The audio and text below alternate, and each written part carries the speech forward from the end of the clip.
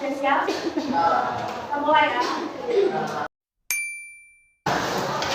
Assalamualaikum warahmatullahi wabarakatuh. Waalaikumsalam warahmatullahi wabarakatuh. Gimana kabarnya hari ini? Alhamdulillah, semoga kita selalu diberikan kesehatan ya, agar pembelajaran kita hari ini bisa berjalan dengan lancar sesuai dengan yang kita harapkan. Sebelum memulai pelajaran, kita berdoa terlebih dahulu. Ketua kelas boleh dibantu memimpin doa. Siap, gerak. Doa, mulai. Doa, selesai. Hari ini siapa yang tidak hadir? Coba dicek teman-temannya. Iya, ada lagi. Pelajaran hari ini kita akan mempelajari salah satu jenis tulisan puisi yang sudah kalian pelajari pada kelas 8. Ada yang masih ingat gak? Ya, hari ini kita akan mempelajari teks cerpen. Yang kalian ingat teks cerpen itu teks seperti apa? Teks kali. Ya, yang dapat dibaca dalam sekali.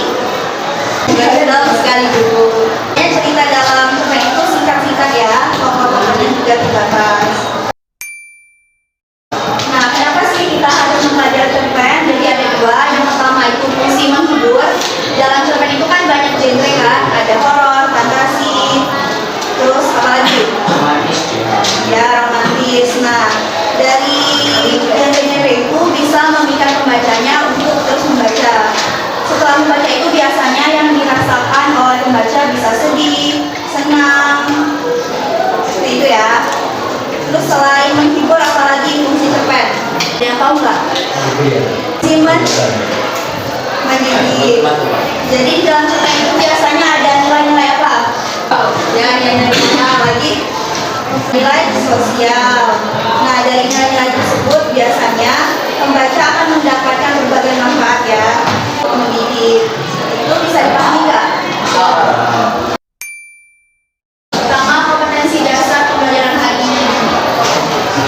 Ya, bisa dilihat. Jadi kompetensi dasar pembelajaran hari ini yaitu KD 3.5, mengidentifikasi unsur pembangun karya sastra dalam cerita pendek yang dibaca ataupun didengar.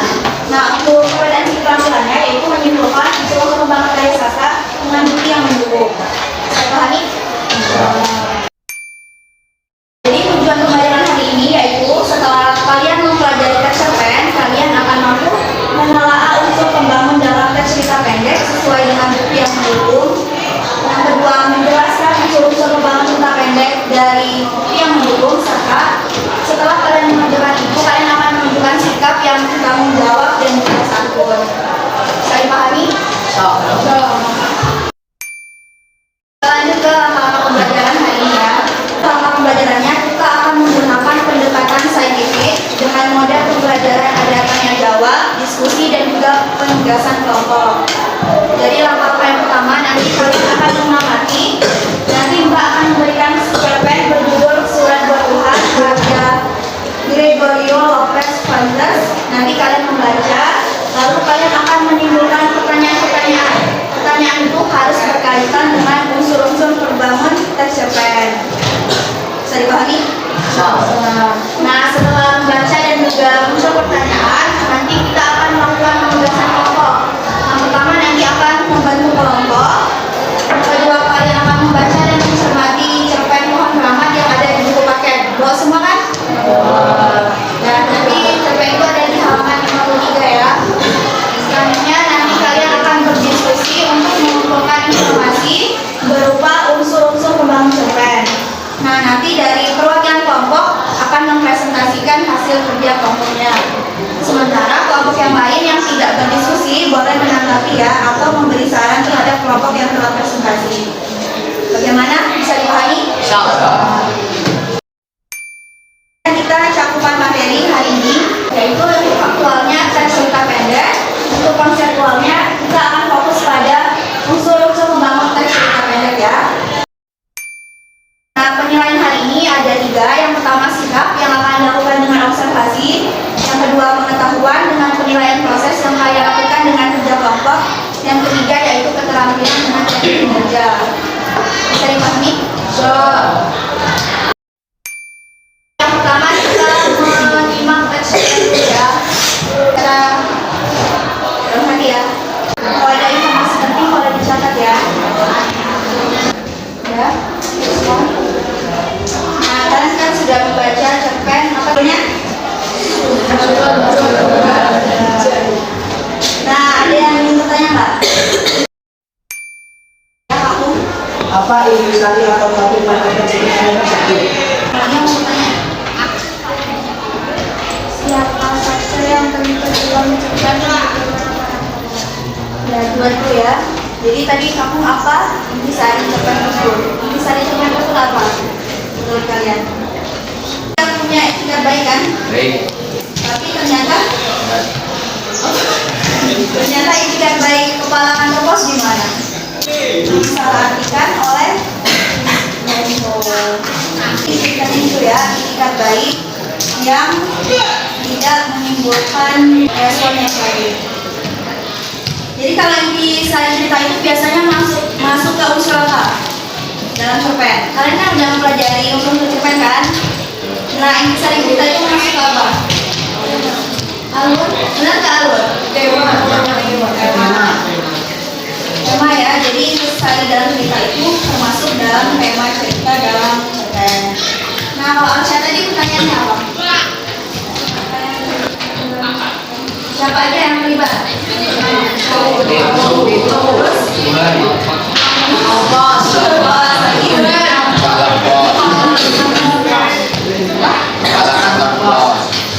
Ada anak-anak nggak? Benco orangnya gimana? Dia sebagai apa? Ulama. Nah, jadi berarti pelaku dalam situ bisa dinamakan apa kalau di cerpen? Orang yang terlibat dalam cerpen disebut apa? Tokoh. Kalau Renzo penokohannya gimana? Seuzon. Kalau kata Arifah, seuzon benar nggak? Iya. Kerja keras.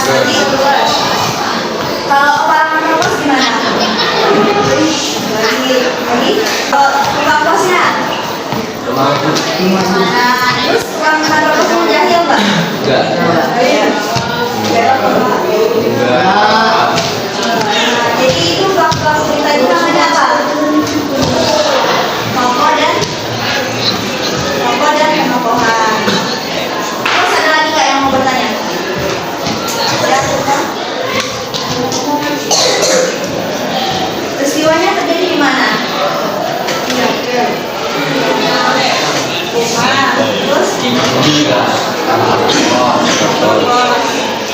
Kalau tempat itu biasanya di cerpen namanya apa? Latar kan ada beberapa ya. Beberapa cerpen itu latar apa? Selain latar tempat apa aja? Tadi ada tema, tokoh, penambahan dan juga latar. Selanjutnya ada yang bertanya nggak? Ya, Dilan. Apa ceritanya berlangsung? Kapan selesai? Saat musim saat musim panen. Nah, kalau kapan itu berarti latar apa? Itu ya. Pengarang ini gimana? Dia yang bercerita apa dia ada dalam ceritanya? Cerita. Kalau pengarang itu namanya apa kalau di cerpen? Ya, jadi pengarang itu adalah kedudukan pengarang dalam cerita. Kalau dalam cerpen ini berarti pengarangnya adalah orang berapa? Pertama atau ketiga? Ketiga saja amanah belum muncul ya. Amanah itu biasanya berisi apa? Sudah paham kan? Kita lanjut ya. Lanjut ke pengerjaan tugas kelompok. Nah, pembagian kelompoknya mau dibagi sendiri apa Mbak yang bagiin? Mbak, jadi ini udah Mbak siapin ya? Iya. Kelompok juga. Mandi, Priyanto, Andi, Alsa, Anita, coba.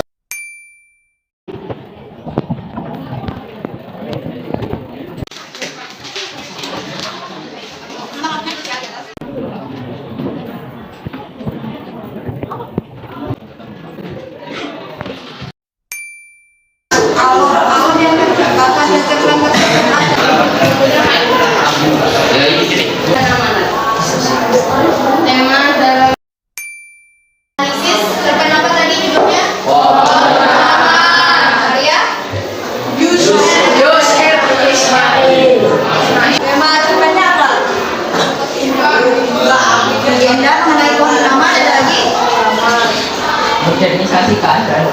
Modernisasi keadaan tubuh.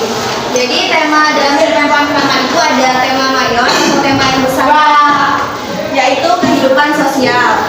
Sedangkan tema minor atau tema yang lebih sempitnya itu modernisasi penduduk dari kepercayaan terhadap mitos.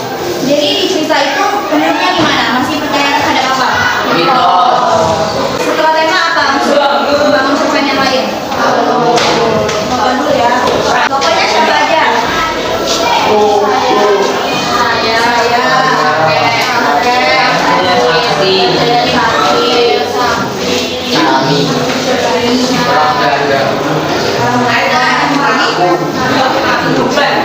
Ada lagi?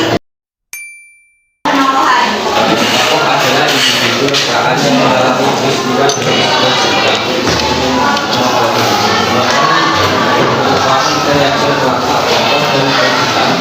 Jadi tokoh itu gimana? Orang yang pelaku ya? Penolakan.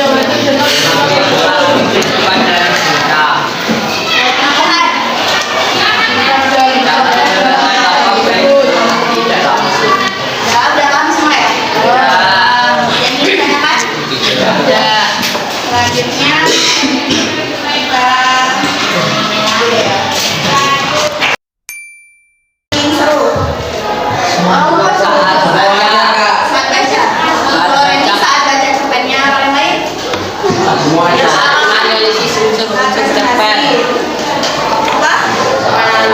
Analisis unsur. Ya, itu ya. Nah, untuk pertemuan minggu depan kita akan jadi di rumah dibaca-baca ya. Jadi itulah pembelajaran kita hari ini. Mohon maaf apabila masih banyak kekurangan. Kita akhiri ya. Wassalamualaikum.